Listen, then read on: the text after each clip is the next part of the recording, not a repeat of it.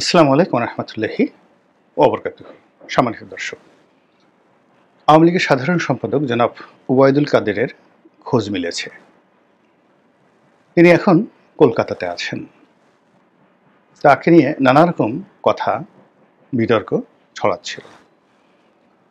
অনেকে বলার চেষ্টা করেছেন যে তিনি বাংলাদেশে আছেন, তিনি ক্যান্টনমেন্টে আছেন। অনেকে বলার চেষ্টা করছেন যে তিনি ভারতে আছেন। কেউ তাকে আগরতলাতে, কেউ তাকে শিলিগুড়িতে, অনেকে তাকে দিল্লিতে, অনেকে তাকে কলকাতাতে দেখেছেন বলে মন্তব্য করেছেন।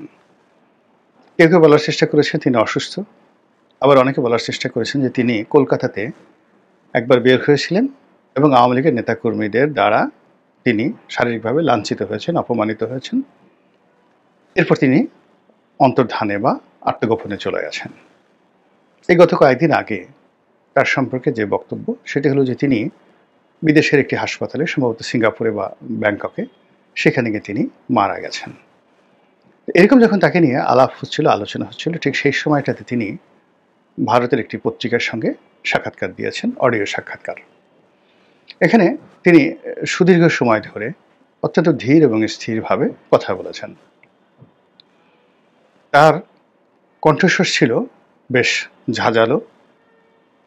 তিনি তার যে বক্তব্য, সেই বক্তব্যের মাধ্যমে যে দৃঢ়তা দেখিয়েছেন, পরিকল্পনা দেখিয়েছেন এবং খুবই, যাকে বলা হয়, ক্যালকুলেটিভ ওয়েতে, আকর্ষণীয় ভাষায় কথা বলেছেন। যে ধরনের কথাবার্তা হয়তো সেই 1/11-এর আগে, 1/11-এর আগে তিনি যখন গ্রেপ্তার হননি, ঠিক সেই সময়টিতে তার যে বক্তব্য ছিল, ঠিক ওইরকম সুন্দর করে তিনি সেই বক্তব্য দিয়েছেন। পরবর্তীতে তিনি যখন এমপি হলেন, মন্ত্রী হলেন, তার কথার মধ্যে একটা আয়েশি ভাব চলে এলো। তিনি টেনে টেনে কথা বলা শুরু করলেন। তার যে কাব্যিক ঢং, ছাত্রজীবনে তিনি যেভাবে কথাবার্তা বলতেন, ওটার একটা বিকৃত রূপ তার ক্ষমতার সময় আমরা দেখেছি। ফলে 2009 থেকে বলতে গেলে সেই 2025 সন পর্যন্ত তার কথাগুলো, বক্তব্যগুলো একেবারে বিরক্তিকর এবং অনেকের নিকট রংতামাশা, হাস্যরসের সৃষ্টি করত। এবং তিনি যেভাবে কথাবার্তা বলতেন, না ডানে না বামে, তিনি দলের পক্ষে কথা বলছেন না বিপক্ষে কথা বলছেন, তিনি কি দলকে নেতৃত্ব দিচ্ছেন নাকি দলকে ডুবাচ্ছেন, তার বক্তব্যে বোঝা যেত না। এবং তার আচরণ, কথাবার্তা প্রায় ভাইরাল হতো এবং তাকে নিয়ে যে সকল নেতিবাচক কথাবার্তা প্রচারিত হতো, সেটি ছিল যে তিনি কাউয়া কাদের। তাকে কাকের সঙ্গে তুলনা করা হতো। এর কারণ হলো একবার তিনি বলেছিলেন যে আওয়ামী লীগের মধ্যে অনেক কাউয়া ঢুকে গেছে, তারপরে হাইব্রিড মুরগি ঢুকে গেছে। তো কথাটা খুব নির্মম ছিল, বাস্তব ছিল এবং তিনি যাদেরকে ইন্ডিকেট করেছেন, তো এটা আওয়ামী লীগের নেতাকর্মীদের আসলে মাথায় করে নেওয়া উচিত ছিল। কিন্তু বাস্তবতা হলো যে ওই সময়টিতে আওয়ামী লীগ যেভাবে জনপ্রিয়তা হারিয়ে ফেলেছিল এবং জনাব ওবায়দুল কাদেরও তার ব্যক্তিগত জনপ্রিয়তা হারিয়ে ফেলেছিলেন। এর ফলে কি হলো, তিনি একটা ভালো কথা বললেন, সেই ভালো কথাটা তার উপরে মন্দরূপে আরোপ করা হলো এবং তাকে এরপর থেকে সবাই আসলে কাউয়া কাদের বলে ডাকাডাকি করত।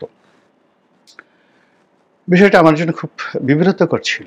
এর কারণ হলো অলমোস্ট 2014 সন পর্যন্ত, না 16 সন পর্যন্ত তার সঙ্গে আমার একটা যোগাযোগ ছিল এবং নিঃসন্দেহে একটা ভালো সম্পর্ক ছিল। 2001 থেকে একেবারে 2014 পর্যন্ত নিবিড় একটা সম্পর্ক ছিল। তো এই জন্য তার এই দুরবস্থা দেখে আমার খুব কষ্ট লাগতো। আর যখন আমি ছাত্র ছিলাম, সেই ছাত্র জীবন থেকে কর্মজীবন পর্যন্ত, আপনি সেটা 80-র দশক থেকে 2001 সন পর্যন্ত ধরেন, এই সময়টিতে তিনি মূলত আমার নেতা হিসেবেই ছিলেন এবং একজন কর্মীর সঙ্গে একটা নেতার যে সম্পর্ক থাকে, ওবায়দুল কাদেরকে কেন্দ্র করে আমাদের সেই ধরনের সম্পর্ক ছিল। তিনি ছিলেন সহজ সরল, ঝামেলায় জড়াতেন না, কারো উপকার করতে পারলে করতেন, কিন্তু কাউকে ক্ষতি করতেন না। এটা আমি বলছি একেবারে সেই 2014 সন পর্যন্ত।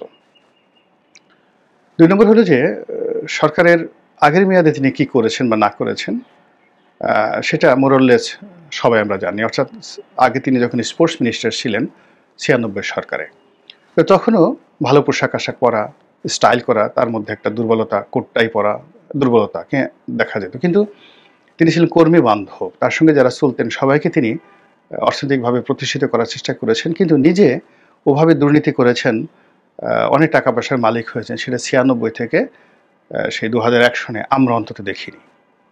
তিনি একটা বাসাতে থাকতেন, খুবই ছোট একটা বাসাতে থাকতেন, 1400 বা 1500 স্কোয়ার ফিটের। সেটা হলো সেগুনবাগিচাতে, মন্ত্রী থাকার পরেও। আমার অফিসে অনেকবার এসেছেন এবং তার অভাব এমন পর্যায়ে ছিল 2001 সনের পরে যে কখনো কখনো 5,000 10,000 টাকাও তার প্রয়োজন হয়ে পড়ত। 111-এর সময় তার অর্থনৈতিক দুরবস্থা এমন পর্যায়ে পৌঁছেছিল যে উকিলকে যে তিনি 5,000 10,000 টাকা দিবেন এই অবস্থাও তার ছিল না। নেতাকর্মীরা তাকে দিত, খুশি মনে দিত সবাই, এবং তিনি জোরাজুরি করে নয়। দলের যুগ্ম সাধারণ সম্পাদক ছিলেন, শেখ হাসিনার খুব ঘনিষ্ঠজন ছিলেন। কোথাও যাওয়া দরকার, দলের কোন কর্মীর একটা ভালো গাড়ি দরকার, তার দুর্বলতা ছিল তিনি একটা ভালো গাড়িতে চলতে পছন্দ করতেন। আর কেউ যদি তাকে ভালো একটা শার্ট দিত, প্যান্ট দিত, একটা টাই দিত, ভীষণ রকম খুশি হতেন। এইভাবে কিন্তু তিনি 2001 সন থেকে একেবারে 111-এর গ্রেপ্তার হওয়ার আগ পর্যন্ত একটা স্বাভাবিক জীবনযাপন করেছেন। তাকে কেন্দ্র করে যদিও তিনি যুগ্ম সাধারণ সম্পাদক ছিলেন, কিন্তু সাধারণ সম্পাদক যিনি ছিলেন আব্দুল জলিল সাহেব, তার সঙ্গে তার সম্পর্কের কোনো ঘাটতি ছিল না, খুব ভালো সম্পর্ক ছিল এবং দুইজন হরিহর আত্মার মতো ঘুরে বেড়াতেন। তার সঙ্গে সাবির হোসেন চৌধুরীর খুব ভালো সম্পর্ক ছিল, যিনি 2001 থেকে একেবারে 2009 পর্যন্ত শেখ হাসিনার খুবই ঘনিষ্ঠ ব্যক্তি ছিলেন। তার সঙ্গে সৈয়দ আশরাফের ভালো সম্পর্ক ছিল, তার সঙ্গে সৈয়দ আবুল হোসেনের ভালো সম্পর্ক ছিল, তার সঙ্গে সবারই ভালো সম্পর্ক ছিল। শেখ হেলালেরও ভালো সম্পর্ক ছিল, শেখ সেলিম যার পত্রিকায় তিনি চাকরি করতেন তার সঙ্গে ভালো সম্পর্ক ছিল। তিনি বলতে গেলে একজন বন্ধুবৎসল ব্যক্তি ছিলেন। পরবর্তীতে যখন সৈয়দ আশরাফ সাহেব সাধারণ সম্পাদক হয় এবং তার নাম বারবার আসতে থাকে যে ওবায়দুল কাদের তার প্রতিদ্বন্দ্বী, বিশেষ করে তিনি যখন যোগাযোগ মন্ত্রী হলেন, তখন থেকে সৈয়দ আশরাফের সঙ্গে তার একটা মনস্তাত্ত্বিক দূরত্ব তৈরি হয়। কিন্তু এটা অসামাজিক ছিল না এবং এটা হানাহানি বা মারামারি কাটাকাটি পর্যায়ে ছিল না। তিনি একেবারেই ভদ্রলোক একজন মানুষ ছিলেন। তো তিনি খালিল জিবরানের কবিতা পড়তেন, সারাক্ষণ বই নিয়ে ব্যস্ত থাকতেন এবং আমাদের সঙ্গে যাদের ভালো সম্পর্ক ছিল, আমরা যারা তরুণ সংসদ সদস্য, তার মধ্যে আমার সাথে ভালো সম্পর্ক ছিল। অন্য কারোর সঙ্গে তিনি মিশতেন না। এমপিদের মধ্যে অন্য যারা ছিলেন তরুণ, তাদের কারোর সঙ্গে ওনার আসলে ওরকম ঘরোয়া সম্পর্ক ছিল, কিন্তু আমার সঙ্গে সে 2009 থেকে 14 পর্যন্ত নির্ধারণ সম্পর্ক ছিল। তার দুঃখের কথা বলতেন, তার রুমে দাওয়াত করতেন, কথাবার্তা বলতেন এবং আলাপ আলোচনা করতেন সাহিত্য নিয়ে, কবিতা নিয়ে, সাহিত্য নিয়ে এবং কোন পৃষ্ঠা পড়েছেন, আর আমি টকশোতে কী বলি, তারপরে শেষে আমি পত্রপত্রিকায় কী লেখালেখি করি, তিনি সেগুলো পড়েন, তার স্ত্রী আমার এসে লেখা পড়ে, এগুলো তিনি আমাকে শোনাতেন। আর আসার সময় বলতেন যে তোমার কথাবার্তা তো নেত্রী শুনে, নেত্রী আমাকে নিজে বলেছে যে রনির টকশো আমি দেখি, তো তুমি মাঝে মধ্যে আমার কথা একটু বলিও। মানে ওনার ঠিক এরকম ভাষা ছিল, আমার কথা একটু বলিও মানে টকশোতে বলিও। এই আবার তাহলে আমি বললাম যে কি বলবো, আপনি কি মন্ত্রী হতে চান? তখন আবুল হোসেন সাহেব মন্ত্রী। না না না না, আমি মন্ত্রী হতে চাই না। তাহলে আপনি কি হতে চান? আপনি কি দলের সাধারণ সম্পাদক হতে চান? না না না না না, আমি কিচ্ছু হতে চাই না, কিছু হতে চাই না, তুমি এমনি বলিও, আমার কথা একটু বলিও আর কি, এই যা। তো এরকম ছিল তার একান্ত সরলতা। কিন্তু সেই মানুষটি যখন 2014 সনের পর ধীরে ধীরে ধীরে ধীরে ডেভিয়েশন হতে হতে মানুষের হাস্য তামাশার বিষয়বস্তুতে পরিণত হলেন, তখন সঙ্গত কারণেই আমার খারাপ লাগতো। আমি তাকে নিয়ে কাঙ্ক্ষিত সমালোচনা করেছি, নেতিবাচক কথাও বলেছি অনেক, কিন্তু কোনো অবস্থাতেই কখন তিনি টেলিফোন করে অনুযোগ করেননি। একদিন শুধু টেলিফোন করেছিলেন, তাকে আমি ফাটাকেষ্ট বলে একটা লেখা লিখেছিলাম বাংলাদেশ প্রতিদিন পত্রিকাতে, ইতিবাচক অর্থে। তো লোকজন তার কাছে বলছে যে মিস্টার রনি তো আপনাকে একদম ডুবিয়ে দিয়েছেন। তো সেই সময়টিতে আমাকে ফোন করলেন যে রনি, তোমাকে আমি এত ভালোবাসি, তুমি আমাকে ফাটাকেষ্ট বলেছ। তখন বললো যে আমি বললাম যে কাদের ভাই, আমি তো আপনাকে ফাটাকেষ্ট বলিনি, আপনি লেখাটা পড়েন। মগবাজার ফ্লাইওভারের নিচে যে রাস্তাটা নষ্ট হয়ে আছে, সেই রাস্তাটা মেরামত করার জন্য আমি আপনাকে বলেছি পুরো সেই কাকরাইল থেকে মালিবাগ, মালিবাগ থেকে রামপুরা, তারপরে শেষে এখানে বেইলি রোড থেকে একেবারে মগবাজার হয়ে তেজগাঁ পর্যন্ত পুরো এলাকায় মানুষ চলতে ফিরতে পারে না। তো উনি বললেন যে, দেখো এটা তো আমার অধীন না, এটা হলো এলজিডির আন্ডারে, সৈয়দ আশরাফের আন্ডারে, আমি তো যোগাযোগ মন্ত্রী। তা আমরা ভাই আপনি একটু যান সেখানে গিয়ে একটা ঘোরাফেরা দেন, কথাবার্তা বলেন, কন্ট্রাক্টরকে, আপনি দলের সাধারণ সম্পাদক, কন্ট্রাক্টরকে বলেন কাজটা করে দেওয়ার জন্য।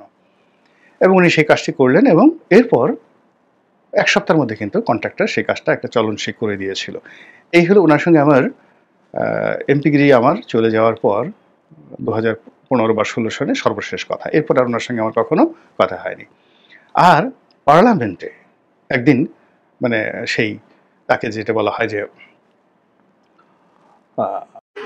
ডক্টর ইউনূসের পদত্যাগের দাবিতে আওয়ামী লীগের সর্বনাশ। মন্ত্রী তিনি দূর থেকে খুব রাগ হয়ে গেল, এই রনি তুমি আমাকে এটা বলছো। তা আমিও বললাম, রাগ হয়ে বললাম যে কি বলছি আপনার কাছে। তো তিনি চুপ হয়ে গেলেন, বলে যে আসলে আমি কি বলেছে জানি না, তবে তুফাইল ভাই বললো যে তুমি নাকি আমাকে ডুবিয়ে ফেলছো। তা আমি বললাম তুফাইল ভাইয়ের কথায় আপনি উত্তেজিত হয়ে গেলেন। আমি এবার তুফাইল ভাইকে জিজ্ঞেস করলাম, তুফাইল ভাই আপনি এই কথা বলছেন কেন? আমি তো ওর সাথে দুষ্টামি করছি। তো এরকম ছিল আমাদের সম্পর্ক, মানে পার্লামেন্টে বসে। তো দলের সাধারণ সম্পাদক তখনও তিনি হননি, কিন্তু যোগাযোগ মন্ত্রী। তো তিনি আমাকে এসে মানে একদম আমার টেবিলের সামনে, আমি যেখানে বসি পার্লামেন্টে, সেখানে এসে রেগে মেগে অস্থির দূর থেকে, মানে একটা শিশুর মতো, হ্যাঁ তোমাকে এত ভালোবাসি, তুমি আমাকে ভয়ে গালাগালি করছো। আমি আবার বললাম যে না। তো বলে যে আমি যখন রাগ হয়ে গেলাম, সে তখন আবার স্থমিত হয়ে গেলেন, বলে যে আমি তো আসলে দেখি নাই, তো ভাবলাই আমাকে বলছে। তো এইরকম তার সম্পর্ক। তো সেই মানুষটি ডেভিয়েশন হয়েছে, তার বিরুদ্ধে দুর্নীতির অভিযোগ আসছে, তার ভাইয়ের সঙ্গে তার গণ্ডগোল, নোয়াখালীতে তিনি এলোমেলো আচরণ করছেন, ফেনীতে তিনি গ্রুপিং করছেন, একবার একরামের সাথে তিনি গণ্ডগোল করছেন, একবার সেই নিজাম হাজারির সাথে তার বন্ধুত্ব হচ্ছে। এরকম নানা রকম স্ক্যান্ডাল, নারীদেরকে নিয়ে নানা রকম স্ক্যান্ডাল আমাকে খুব আহত করছিল। এনিওয়ে সেই সম্পর্কের ভিত্তিতে আমি দূর থেকে আহত হতাম। এই পট পরিবর্তনের পরে যখন তাকে নিয়ে নানা রকম কথাবার্তা শুনছিলাম, তখন আমি আসলে মর্মাহত হচ্ছিলাম যে আসলে ঘটনাটা কি কেউ বলতে পারছিল না। তো আওয়ামী লীগের যারা নেতৃবৃন্দ পালিয়ে আছেন তারাও কেউ কিছু জানেন না। তো এর মধ্যে এক নেতা, হঠাৎ করে একদিন কথা হলো, সাবেক মন্ত্রী, ইংল্যান্ডে আছেন, সমর রেজাউল করিম সাহেব। তো উনি একদিন জানালেন যে না, তিনি ভালো আছেন, অসুস্থ অবস্থায় আছেন, ভারতে আছেন, অসুবিধা নেই, অনেক আগে। এর মধ্যে এই সাক্ষাৎকারটি দেখা হলো, যেটি বাংলাদেশের প্রধানতম পত্রপত্রিকাতে লিড নিউজ হয়েছে। এবং এটা দেখার পরে নানা রকম ট্রল আবার শুরু হয়েছে, কাউয়া বেঁচে আছে, তাকে ওটা করো ইত্যাদি ইত্যাদি। তো সেখানে তিনি যেটি বলার চেষ্টা করেছেন যে তিনি 5 ঘন্টা তিনি এবং তার স্ত্রী একটা বাথরুমে লুকিয়েছিলেন, এবং সেখানে এমনি তিনি অসুস্থ দীর্ঘদিন ধরে, ওই পরিবেশে থেকে ভয়ের মধ্যে তিনি আরও অসুস্থ হয়ে পড়েন। ছাত্ররা তাকে উদ্ধার করে এবং দয়া পরবশ হয়ে তাকে একটা নিরাপদ জায়গাতে তারা সরিয়ে নেয়। সেখানে তিনি 3 মাস ছিলেন, তারপরে তিনি সেখান থেকে ভারতে চলে যান। এবং ভারতে যাওয়া তার জন্য কোনো বিষয় না। এবং এখনও আওয়ামী লীগের যারা লোকজন রয়েছেন, তারা যারা এয়ারপোর্ট দিয়ে যেতে চান, সীমান্তে যেতে চান, দেয়ার ইজ এ সিন্ডিকেট, একটা দুর্নীতিবাজদের একটা বিরাট সিন্ডিকেট গড়ে উঠেছে। এই সিন্ডিকেটে 10 লাখ, 20 লাখ, 50 লাখ টাকা দিলে যদি খুব পরিচিত মুখ না হয়, তাহলে আসলে সীমান্ত পাড়ি দেওয়া এখনও কোনো সমস্যা নয়। এই হলো বর্তমান জমানার বাস্তব অবস্থা। তো ওবায়দুল কাদের সেখানে চলে গেছেন, এই ট্রেনে কীভাবে গেছেন প্রশ্ন করাটা ওটা নির্বুদ্ধিতার বিষয়, তিনি যেতে পেরেছেন। কিন্তু যেটি আমাকে খুব আশ্চর্য করেছে সেটি হলো তার যে ভাষার সাবলীলতা, এবং তিনি যেভাবে গুছিয়ে কথা বলেছেন এবং যেভাবে পয়েন্টিভ হয়েছেন, এবং যেভাবে এখনও তিনি দলের নেতৃত্বের যে জায়গাটি তিনি আঁকড়ে রাখতে চাচ্ছেন, এটি আমার কাছে খুবই, যাকে বলা হয়, একটা অন্যরকম একটা বিষয়। এটিকে নেতিবাচক বলবো নাকি আওয়ামী লীগকে যারা শত্রু ভাবেন তাদের জন্য একটা অশনির সংকেত। এর কারণ হলো, আপনি এই সময়ের মধ্যে দেশে এবং দেশের বাইরে আওয়ামী লীগের পক্ষে, আওয়ামী লীগের যে সকল বুদ্ধিজীবী, জ্ঞানী, গুণী যারা কথাবার্তা বলছেন, সেটা ইউটিউবার বলেন, সেটা যাকে বলা হয় আওয়ামী লীগের সাপোর্টার বলেন, কিংবা সেটা আরাফাত বলেন, বা অন্য যারাই কথা বলেছেন, অডিওতে ভিডিওতে কথাবার্তা বলেছেন, ইনক্লুডিং দলের সভানেত্রী। তো এদের কথা, সভানেত্রীর কথা উনি যাই বলেন না কেন, এগুলো গুরুত্ব পায়। আওয়ামী লীগের শেখ হাসিনা এইভাবেই কথা বলেন, আর শেখ হাসিনা যাই বলেন না কেন, আওয়ামী লীগের নেতাকর্মীরা মনে করে তিনি এটা মাখনের মতো কথা বলছেন। তো শেখ হাসিনার বিষয়টা আলাদা। বাকি যারা কথাবার্তা বলেছেন এদের কোনো কথার আগা নেই, মাথা নেই, আকর্ষণ নেই, কোনো কিছু নেই। কিন্তু ওবায়দুল কাদের তার যে অডিও বার্তায় যে বক্তব্যটা দিয়েছেন, এই মাথা থেকে ও মাথা পর্যন্ত একটি শব্দের ব্যুৎপত্তিগত ভুল নেই, একটি উচ্চারণে এলোমেলো কোনো কিছু নেই, এবং কবিতার ভাষাও সেখানে নেই। গদ্যকে তিনি পদ্মের মতো করে বলেছেন, কবিতার ঢঙে বলেননি, গদ্যকে পদ্মের মতো করে তিনি চমৎকারভাবে তিনি তার কাহিনী গল্পের মতো বর্ণনা করেছেন। এবং যারা সেই অডিও শুনেছেন, এই মাথা থেকে ও মাথা পর্যন্ত তারা না শুনে সেখানে আসতে পারবেন না। কিউরিসিটি, ইট মিনস এই যে তাকে সামনে আনা হয়েছে, এটা দলের সিদ্ধান্তে তাকে আনা হয়েছে, এক। দুই নম্বর হলো যে তিনি তার যে মতিভ্রম ঘটেছিল 2009 থেকে একদম ওই সময়টা পর্যন্ত ক্ষমতা এবং অন্যান্য কারণে, সেখান থেকে তিনি তার যে সেই রাজনীতির যে ভাষাগুলো যেটা তিনি ব্যবহার করতেন 2001 থেকে একেবারে 111 পর্যন্ত, ঠিক সেই ল্যাঙ্গুয়েজটা তার মধ্যে চলে এসেছে। তো আওয়ামী লীগের যে নিষিদ্ধ হওয়া বা রাজনৈতিকভাবে আওয়ামী লীগকে অ্যাবান্ডন করে দেওয়া, এটা নিয়ে যখন যারা স্বপ্নে বিভোর এবং যারা মনে করছেন যে আওয়ামী লীগের যে সকল নেতারা কথাবার্তা বলছেন সেগুলো কথা শুনে মানুষের রাগ হচ্ছে, ক্রোধ হচ্ছে এবং কোনো আকর্ষণ সৃষ্টি করছে না, না শব্দচয়নে, না ভাষায়, না বক্তব্যে, না প্রেজেন্টেশনে, তাদের জন্য এই ওবায়দুল কাদের সাহেবের যে নতুন বক্তব্য এবং আওয়ামী লীগের যে নতুন পথ চলা, এটি আমি মনে করি একটা ভিন্নতর মেসেজ দেবে। আল্লাহ ভালো জানেন আগামী দিনে কি হতে যাচ্ছে রাজনীতি। আসসালামু আলাইকুম রহমতুল্লাহি ওয়া বারাকাতুহু।